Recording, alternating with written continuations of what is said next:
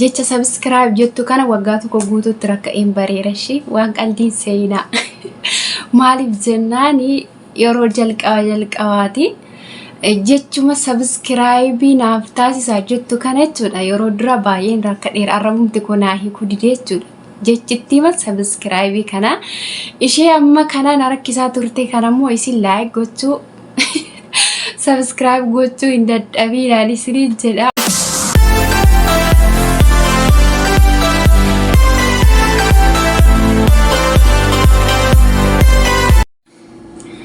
Nagaa waaqayyo isiniif baay'ee hordoftoota yeroo mul'ata akkam jirtu nagaa keessa miti ani obboleettiin keessa nagaa guutuu irraa hafan qaba. Akkuma yeroo darbee jechuudha gaafiif deebiin keenya itti fufa isa dursa jechuudha isa dursa kana duras viidiyoo hedduu daawwachaa turtaniitu baay'een keessan irratti hirmaachaa turtaniitu haala gaafiif deebii kana ilaalchisee komii yookaan gaaffii namoonni qabdanii mee komentii jalatti naa qoodaa yeroo takka jechuudha yaada keessanii fudhachuun barbaada. Haala ittiin deemaa jiru kun isinii galamuu kanarra fooyyessuu qabdu ka jettanii yookaan immoo haalli gaafiif deebii kana yeroo jettu kanarratti dogoggorteetta ani nama waanta ta'eef dogoggoruu nan danda'a akkasuma immoo haalli deemsa koollee jechuudha isinitti toluu dhiisuu danda'a. Kanaaf mee yaada qabdanii naaf qoodaa akkasuma immoo barumsa kanaan alaallee immuma macaafa qulqulluu ilaalchise otoo waan akkasii faarratti waan akkanaa faarratti nuuf qooddee nuuf iddee jettanii mata duree garaagaraa laattachuu dandeessu haala ittiin isiniif galuun deemsisuun annan of qopheessa jechuudha. Subscribe gochuu hin dadhabiin isinii jedha ulfaadhaa qatitumaan gara barnoota keenyaatti. Gaafiin keenya kanarraas dhugaamaaf sobadha. Akkas jedha Yesuus nama 5,000 yeroo nyaachise kan inni eebbise biddeena 5 qurxummii 2dha. Yesuus nama 5,000 yeroo nyaachise kan inni eebbise biddeena 5 qurxummii 2dha. Dhugaa yookaan soba? Deebii sirriin dhugaa. Wangeela Maatewos boqonnaa 14 lakkoofsa 19 irraa argattu. Qabxii itti aanu gaafiin itti aanu akkasidha. Addaamiif Hewaan qullaa ta'uu isaanii yeroo beekan uffata gogaa arganii ofitti uffatan. Irraan deebi'a. Addaamiif Hewaan qullaa ta'uu isaanii yeroo beekanii uffata gogaa argatanii ofitti uffisan. Addaamiif Hewaan qullaa ta'uu isaanii yeroo beekanii uffata gogaa argatanii ofitti uffisan. Dhugaa yookaan soba? Deebii sirrii soba. Uumama boqonnaa 3 lakkoofsa 7 irraa baala harbuu uffatanii jedha. Qabxii itti aanu akkasidha. Iyyoob jalqaba irratti ijoollee 10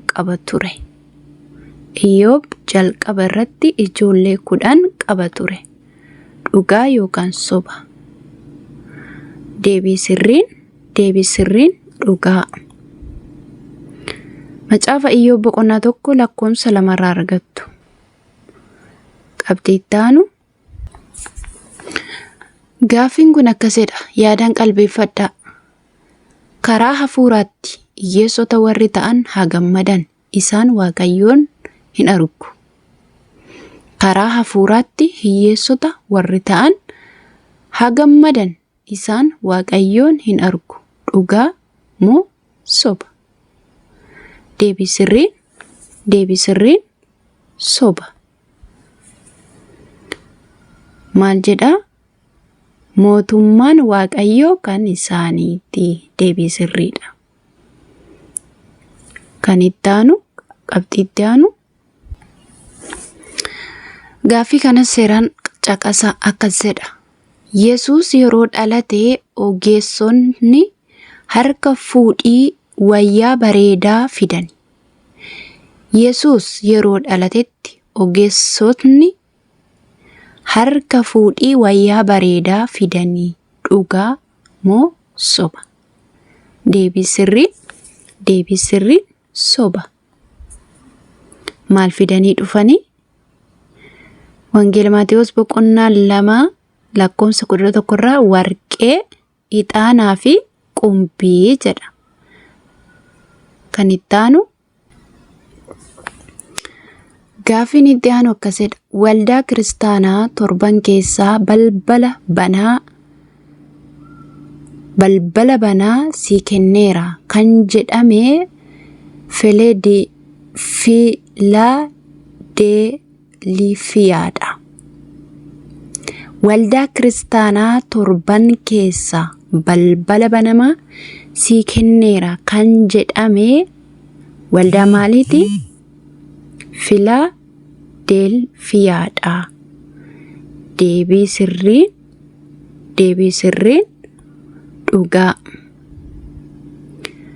Mul'ata boqonnaa 3:7-8 argattu. Kan itti aanu akkas jedha.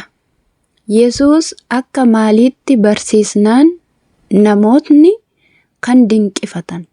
Yesuus akka maaliitti barsiisnaan namootni kan dinqifatan. A. Akka ergamootaatti. B. Akka farisootaatti. C. Akka lubootaatti. D. Akka nama aaboo qabuutti. Deebii sirrii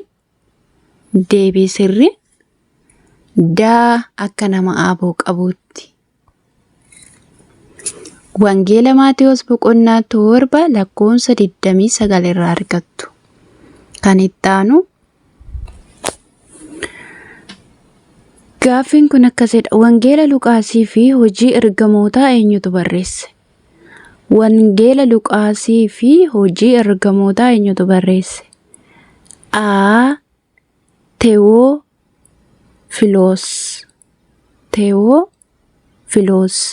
B. Phaawulos. C. Hanaaniyaa fi Phexros. D. Yaaqoob. Deebii Wangeela Luqaasii fi wangeela Luqaasii fi hojii ergamootaa eenyutu barreesse? Deebii sirrii A.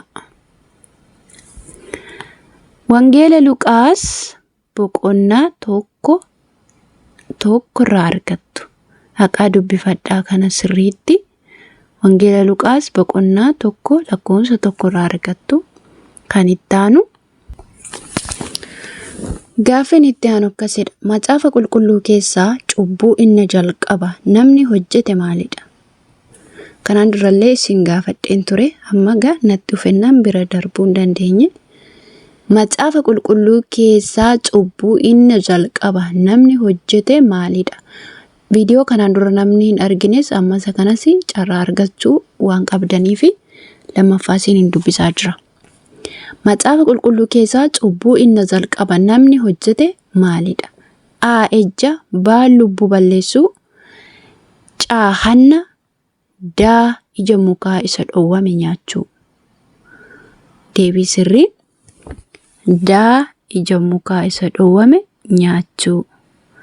Egaa Addaamii fi Hewaan Waaqayyo yeroo Eden keessa kaa'e mukoota hundumaa eeyyamee fi muka tokkorraa akka hin nyaanne isaan dhorkinaan isaan garuu ajaja Waaqayyoo didanii yaada seexanaa fudhachuudhaan cubbuu jalqabaa ilma namaatti kan dhufellee karaa isaaniiti.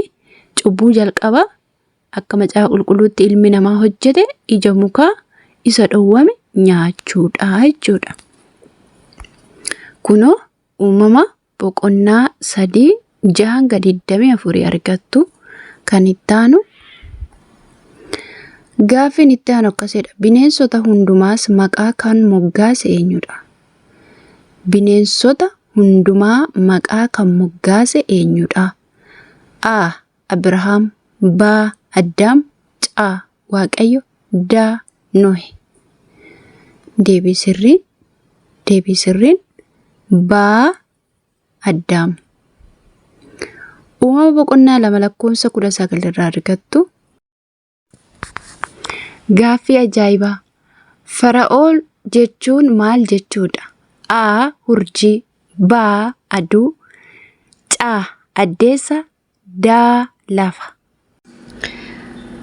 Please gaaffii kana jechuudha deebii isaa komentii jala naaf ka'aa.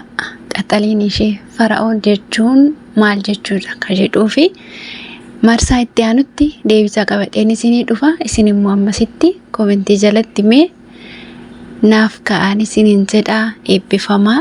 Amma viidiyoo biraa walitti deebinutti nagaan nu tura.